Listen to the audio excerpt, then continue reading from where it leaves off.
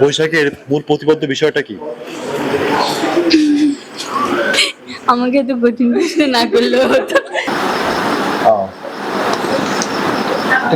এটা মানে আমার এটা খুলনায় প্রথম বৈশাখ, আর খুলনা ভার্সিটিতে প্রথম, আর সবার সাথে কাজ করে অনেক ভালো লাগছে।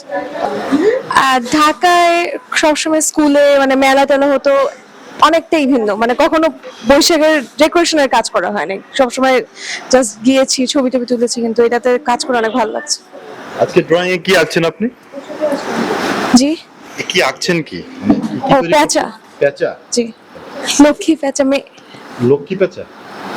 খুব ভালো লাগতেছে, সবাই মিলে আমরা কাজ করতেছি, অনেক ভালো সময় পার করতেছি একসাথে, অনেক কিছু শিখতেছি, অনেক কিছু নতুন নতুন দেখতেছি, ভালো লাগতেছে।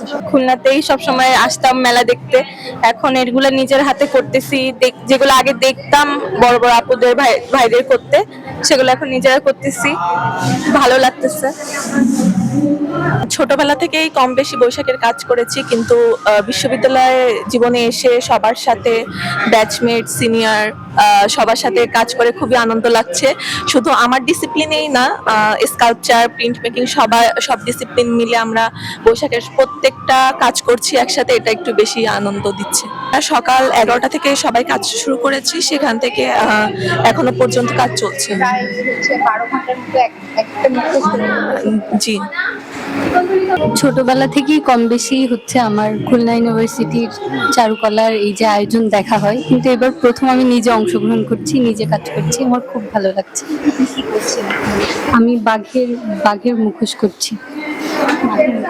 বৈশাখের মূল প্রতিপাদ্য বিষয়টা কি? আমাকে তো কঠিন প্রশ্ন না করলেও হতো। উঠে যাক গ্লানি, উঠে যাক ঝরা, অগ্নি স্নানে শুচি হোক তারা।